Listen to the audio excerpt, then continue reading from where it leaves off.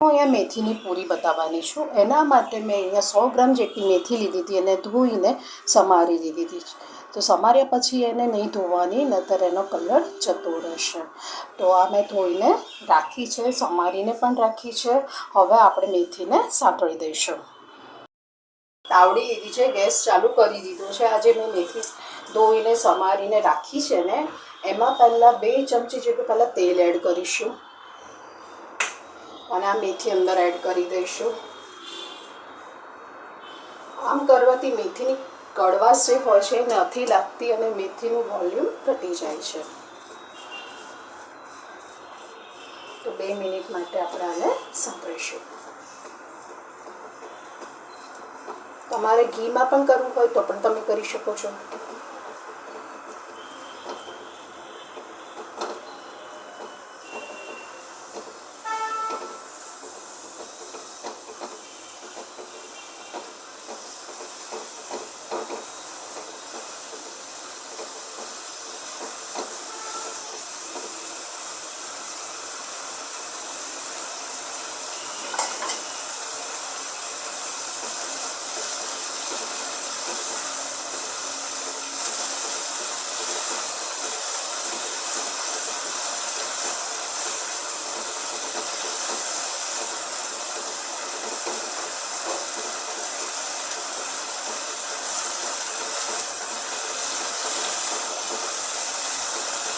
મેથી હવે સંતળાઈ ગઈ છે તો હું ગેસ બંધ કરી દઈશ.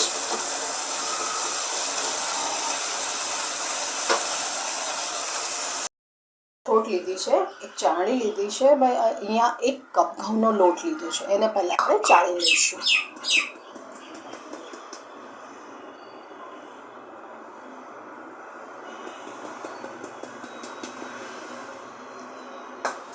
પૂરી આપણી ક્રિસ્પી બને એના માટે મેં અહીંયા જે સોજી આવે છે ને એ અડધો કપ લીધી છે.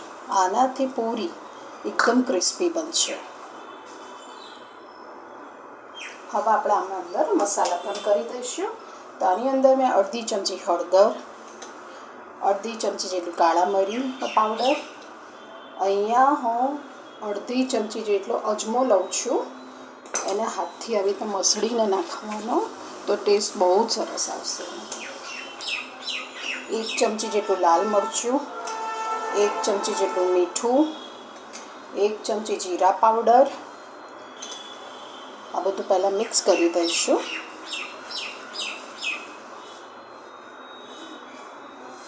તમે તમારા ટેસ્ટ પ્રમાણે વધારે ઓછું કરી શકો છો.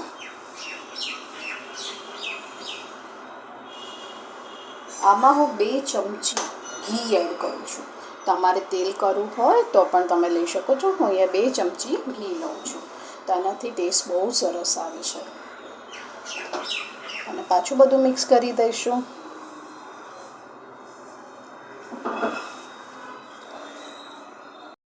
આપણે મેથી સાંતળીને રાખી છે, હવે અંદર એડ કરી દઈશું.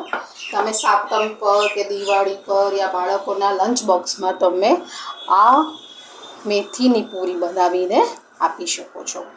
સાતમ આવે છે ત્યારે પણ આપણે ઠંડુ ખાવું હોય છે તો આવી રીતે પૂરી બનાવીને પણ તમે એન્જોય કરી શકો છો. યા દિવાળીમાં પણ આ રીતે બધું મિક્સ કરી દેવાનું. એકદમ ક્રિસ્પી અને એકદમ ખસ્તા બનશે.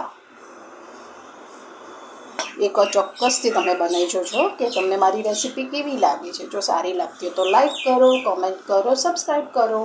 લાઈક તો ફ્રીમાં છે તો લાઈક તો કરી શકો છો ને. આ બધું મેં મિક્સ કરી દીધું છે. હવે આમાં થોડુંક કરીને જ પાણી એડ કરીશું. પહેલેથી વધારે પાણી એડ નહીં કરી દેવાનું, ન તો ઢીલો થઈ જશે. આપણે પૂરી બનાવી રહ્યા છે, થોડુંક કઠણ બાંધવાનું. બહુ કઠણ પણ નહીં કે જેથી કરીને પૂરી ના થઈ શકે. એટલે આપણે મીડિયમ થિકનેસ રાખવાની છે આની.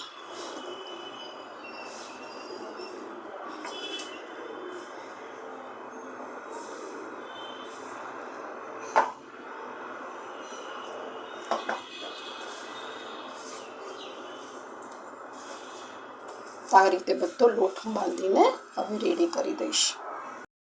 રેડી રાખ્યો છે, બસ આ રીતનો હોવો જોઈએ. તો 10 મિનિટ માટે હું આને રેસ્ટ આપી દઈશ. 10 મિનિટ થઈ ગઈ છે. તો આ લુવામાંથી આપણે 3 જેટલા લુવા અલગ અલગ કરી દેવાનું અને મોટી રોટલી કરી દેવાની. એકદમ મોટી મોટી પૂરી કરતા હોય ને એ રીતની રોટલી પહેલાં વણી કાઢવાની.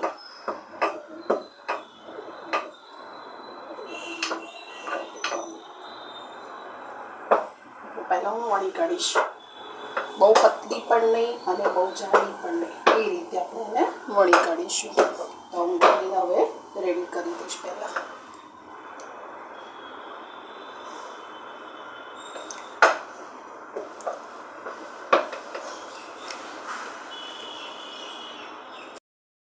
આ રીતની મેં વળી કાઢી છે. હવે મારી પાસે આ ટાઈપનું ઢાંકણું છે તો હું એનાથી કરી દઈશ. તો પહેલાં આ રીતે કરી દેવાનું. તમારી પાસે કોઈ વાડકી હોય યા કોઈ કૂકીઝ હોય તો પણ તમે કરી શકો છો. તો એક જ શેપ જે હોય બધી પૂરી રેડી થઈ જશે. પછી આ વધારાનો ભાગ પાછો અંદર એડ કરી દેવાનો.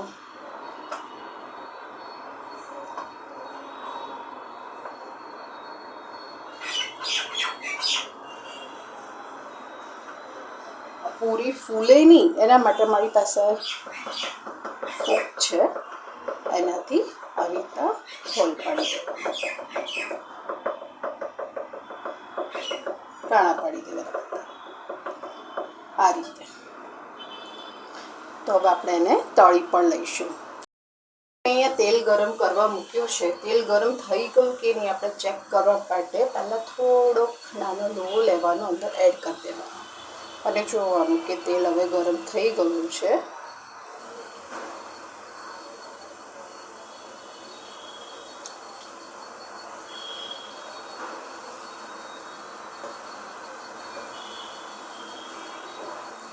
તો હવે બધી પૂરી પણ અંદર એડ કરી દઈશ. મીડિયમ ફ્લેમ રાખવાનો. વણતી જઈશ અને જોડે જોડે પૂરીઓ તળતી પણ જઈશ. આમાં જેટલી સમાશે એટલી હું પૂરી અંદર એડ કરીશ.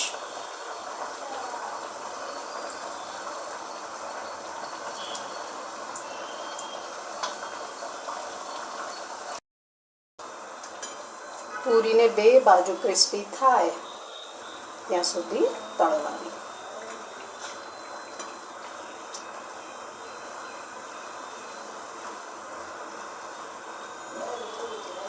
અને હજી બીજી બાજુ પણ થવા દઈશું. પૂરી તળાઈ ગઈ છે, જો કેવી સરસ થઈ. તો હું બધી પ્લેટમાં કાઢી લઈશ. તમારે આમાં તલ પણ એડ કરવા હોય તો પણ તમે કરી શકો છો. મેં થોડાક તલ એડ કર્યા હતા. આ થઈ ગઈ છે. આ રીતની બધી તળીને હવે રેડી કરી દઈશ.